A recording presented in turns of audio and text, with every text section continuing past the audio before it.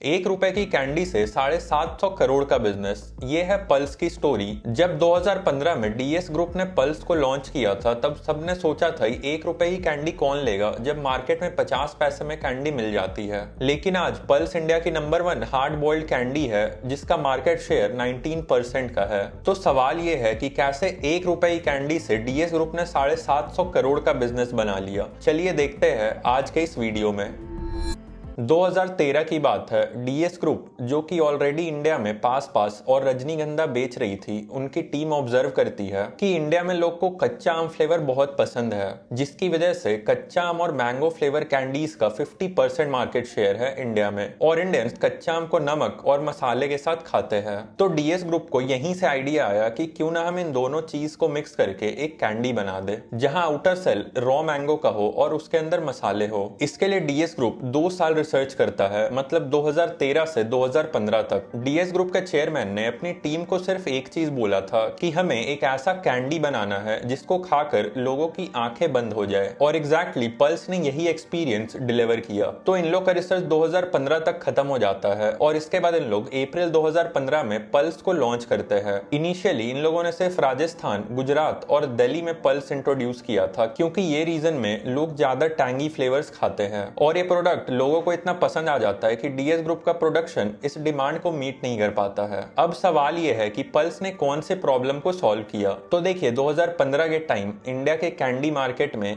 Alpenliebe, कॉपिको और Parle candies मिलते थे और इन सब का टेस्ट सिमिलर ही होता था। मतलब इन कैंडीज का टेस्ट प्रिडिक्टेबल हो चुका था और लोग इस टेस्ट से बोर हो गए थे। और कैंडी कंपनीज एडल्ट्स को टारगेट नहीं करती थी, उन लोग सिर्फ बच्चों को टारगेट करती थी, जिसकी वजह से कैंडी मार्केट में एडल्ट्स के लिए कोई प्रोडक्ट ही नहीं था। तो फिर पल्स ने इस प्रॉब्लम को सॉल्व करने के लिए अपने प्रोडक्ट को 2 लेयर्स में डिजाइन किया। टॉप लेयर पर इन लोगों ने हार्ड बॉइल्ड शुगर कैंडी लगा दी और इसके अंदर इन लोगों ने मसाला फिल कर दिया। इससे जब भी कोई कस्टमर पल्स कैंडी खाता था तो उसे हर बाइट में एक नया फ्लेवर मिलता था। और क्योंकि उस टाइम यूपीआई का सिस्टम नहीं था इंडिया में, इसकी वजह से डीएस ग्रुप ने अपने डिस्ट्रीब्यूटर्स को बोल दिया था कि आप कस्टमर्स को चेंज रिटर्न नहीं करोगे, बल्कि उसके जगह आप उन्हें एक पल्स कैंडी दे देना, जिसकी वजह से और नए कस्टमर्स पल्स कैंडी ट्राई करने लगे और एक बार जो भी इसे ट्राई कर लेता था वो फिर इसे दोबारा लेता ही था। और उस टाइम इंडिया में सारे कैंडीज 50 पैसे मिल जाते थे, लेकिन फिर भी पल्स ने अपने कैंडी को 1 रुपए में लॉन्च किया, क्योंकि पल्स कैंडी 4 ग्राम की थी और बाकी मार्केट में जो कैंडीज मिल रही थी वो 2 से 2.5 ग्राम की होती थी। इसीलिए कस्टमर्स को ज्यादा पैसा देने में कोई दिक्कत नहीं हुआ, क्योंकि उन्हें ज्यादा क्वांटिटी भी मिल रहा था। और क्योंकि डीएस ग्रुप पहले से पास और रजनीगंधा सेल कर रही थी, जिसकी वजह से उनके पास एक सॉलिड डिस्ट्रीब्यूशन था इंडिया किराना स्टोर्स और पान शॉप्स का।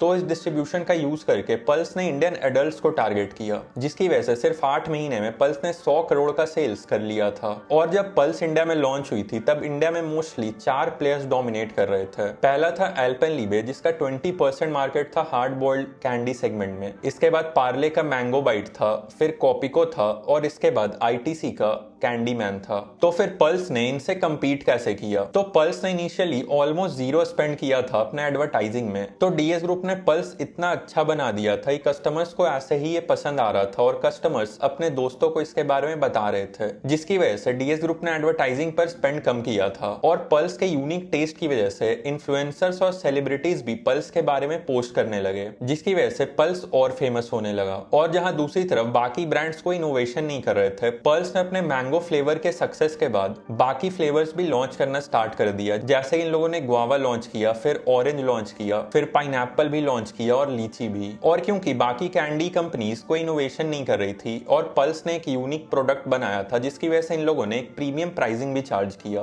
तो जैसा मैंने आपको बताया, इन लोगों ने अपने प्रोडक्ट को 1 रुपए में बेचना स्टार्ट किया था। तो कस्टमर्स भी इनके प्रोडक्ट को पे करने लगे, क्योंकि कस्टमर्स को लगता था कि उन लोग एक प्रीमियम एक्सपीरियंस ले रहे हैं कंपेयर टू नॉर्मल कैंडीज। और लॉन्च होने के 2 साल में ही पल्स इंडिया की number 1 hard boiled candy brand बन गई थी। और पल्स ने इन 2 सालों में 300 करोड़ पल्स सेल किया था, जो कि 3 टाइम्स ज्यादा था ओरियो बिस्किट से, जो कि एक स्टैब्लिश्ड ब्रांड का प्रोडक्ट था। लेकिन इंडिया में हार्ड बॉइल्ड कैंडी बिजनेस करना इतना आसान नहीं है, क्योंकि हार्ड बॉइल्ड कैंडी मार्केट में बहुत ही लो एंट्री बैरियर है। तो कल कोई नया लोकल मैन्युफैक्चरर आ सकता है जो कि सिमिलर प्रोडक्ट सेल करना स्टार्ट कर दे, जिसकी वजह से इस मार्केट में ब्रांड लॉयल्टी बहुत ही कम होता है। तो जैसे ही पल्स इंडिया में हिट हिट हुआ तुरंत ही बाकी ब्रांड्स भी इसे कॉपी करने लगे। जैसे ही पतंजलि ने भी एक किक कैंडी लॉन्च कर दिया था जो कि पल्स की तरह ही था, और क्योंकि आप अपना प्रोडक्ट 1 रुपए में बेच रहे हो तो इसमें आपका मार्जिन भी बहुत कम होता है, जिसकी वजह से आपको अगर प्रॉफिट करना है तो आपको बहुत ही हाई वॉल्यूम में अपने प्रोडक्ट को सेल करना होगा। और हाई वॉल्यूम करने के लिए आपको एक सॉलिड डिस्ट्रीब्यूशन नेटवर्क चाहिए ताकि आप अर्बन और रूरल पॉपुलेशन तक अपने प्रोडक्ट को पहुंचा सको। तो डीएस ग्रुप के पास ऑलरेडी 95 इयर्स का एफएमसीजी एक्सपीरियंस था, जिसकी वजह से उनके पास एक सॉलिड डिस्ट्रीब्यूशन नेटवर्क था, जिसकी वजह से डीएस ग्रुप ने पल्स कैंडी को बहुत ही रैपिडली स्केल कर लिया अपना एक क्वालिटी कंट्रोल करते हुए।